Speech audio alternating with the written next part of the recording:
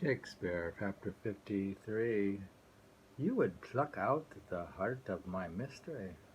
Instead of speculating about the personages addressed, it is more appropriate to speculate about the speaker, in the only sense that matter Shakespeare addresses his sonnets to himself. His muse here is midwife rather than mother. That is why he continually transforms his love of a person to love of an idea or essence.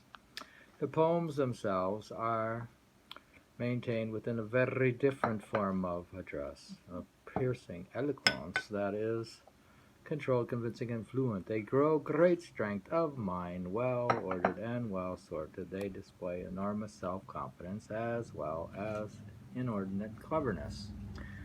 The speaker is heavily addicted to puns. There is the occasional tincture of false modesty, but the tone is generally enterprising and bold. The speaker takes a great deal of pride in his performance and is insistent that his poetry will confer everlasting fame.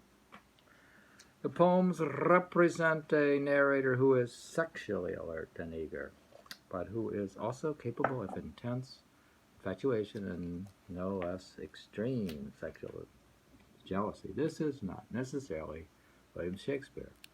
It is William Shakespeare as poet.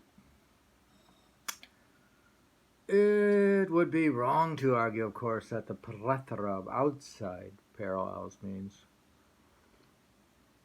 that there is no parallel at all. It is certainly possible that elements of Shakespeare's emotional life enter the poem just as they entered the plays. We may know, for example, the strain of keen competitiveness within his nature. He seems to have been charged by the prospect of literary challenge and by the presence of literary rivalry. It is most plausible, then,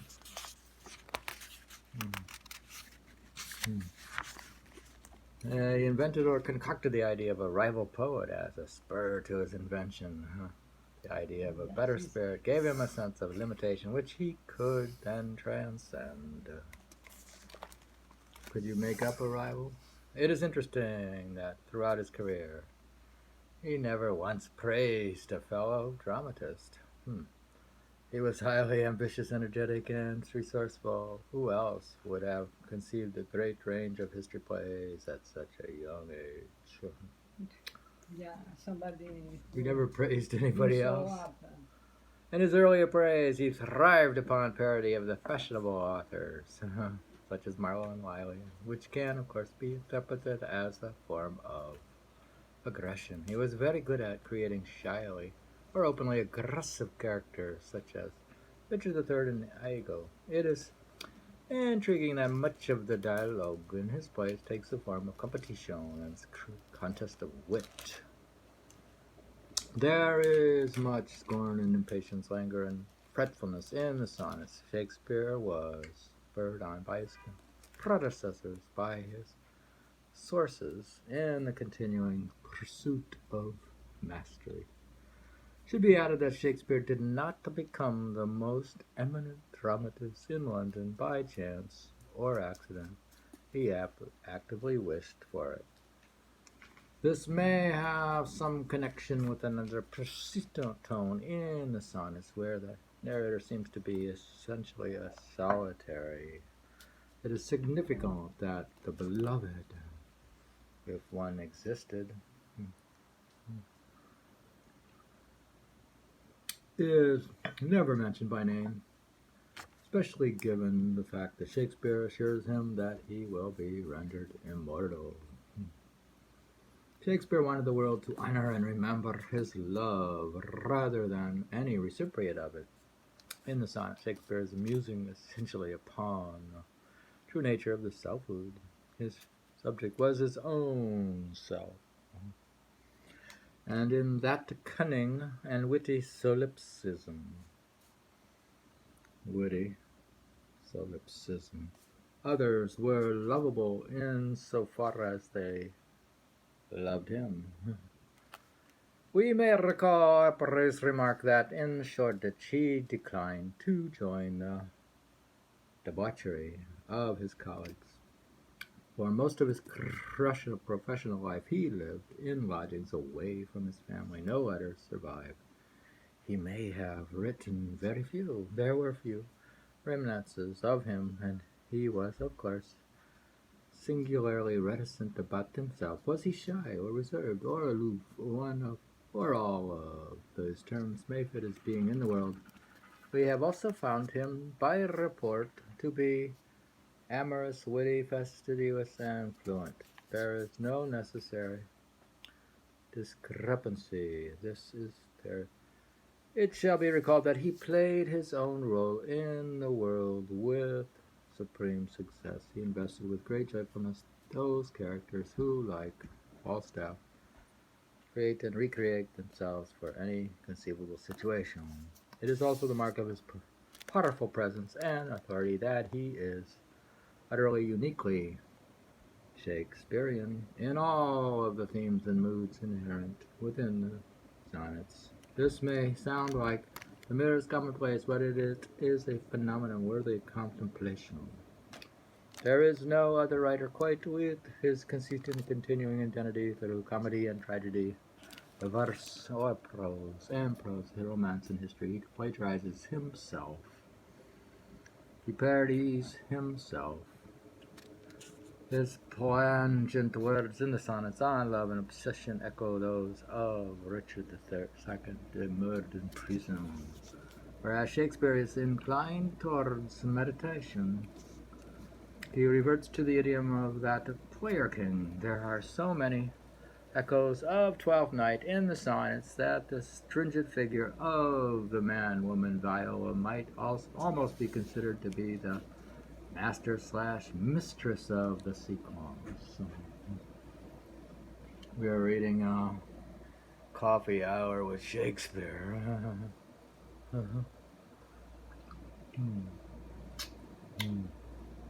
Dear, this 12th night is playing at Shakespeare on the Sound in Rowayton.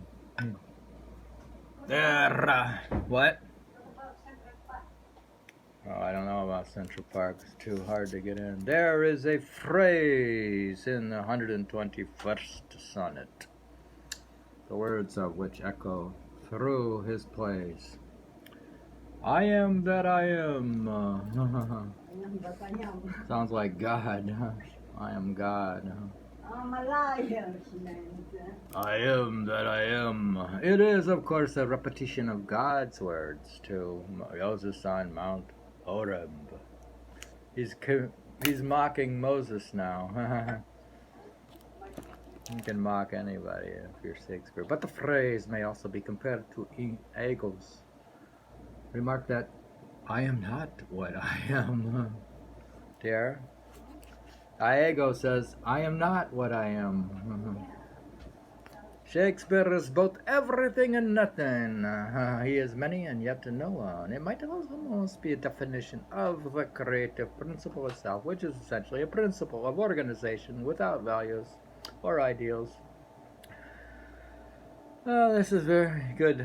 Virginia Woolf described Shakespeare as serenely absent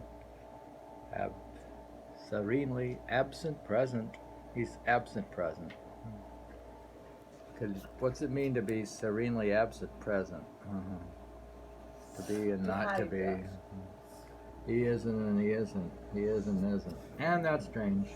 Counterprose poise seems to summarize the evanescent, yet ubiquitous shape of his genius in his works. His presence is conspicuous by his absence. He had an excess of selflessness, a negative so deep that it became a positive. You think his selflessness is so great that it became a negative and became positive? He's positive. No. His negation became positive. So deep that it became positive. This may have been at first a matter of instinct or a vital necessity, but at some point it became part of a deliberate pattern. There is therefore the mystery of his invisibility, his self-effacement, and self-depreciation.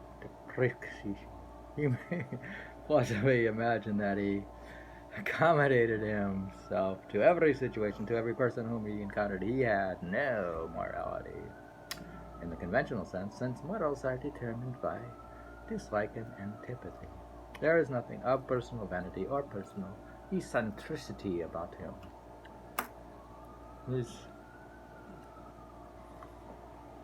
interesting how you can be that way. In his sonnets, too, there is the occasional element of self-abasement and even self-disgust. It is a key to part of the meaning of the sequence.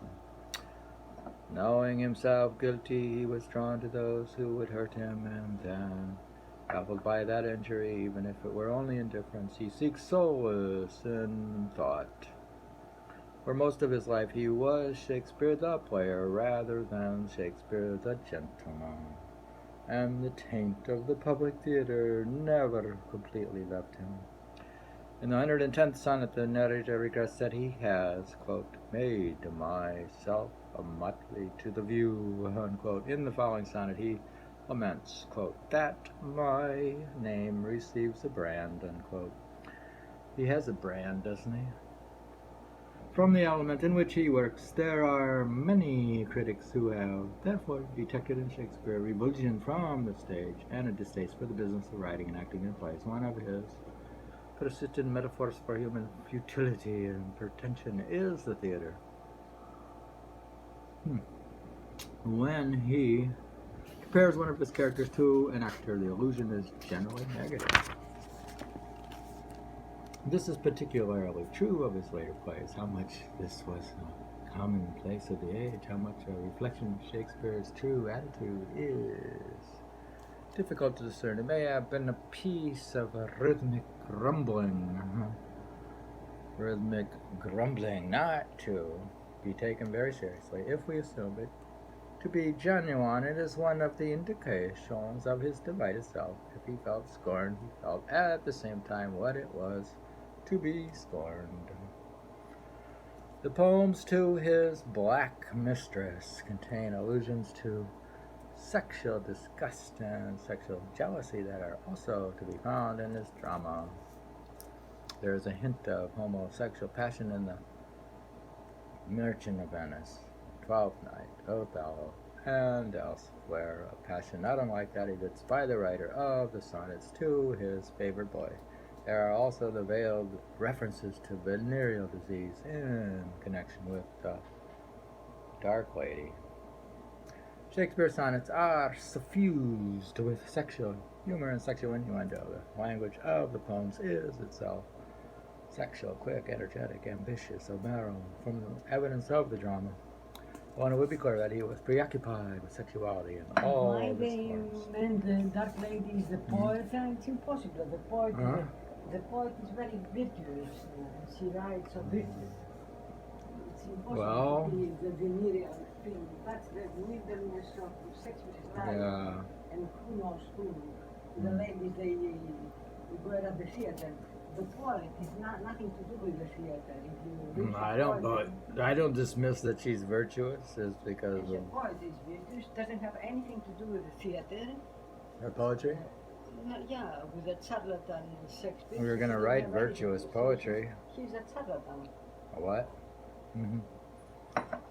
He outrivals Chaucer and the 18th century novelist in his command of smut and buttery. He is the most salacious of all the Elizabethan dramatists in the area where there is already stiff competition. There are more than 1,300 sexual allusions in the plays, as well as the repeated use of sexual slang. There are 66 terms for the female vagina.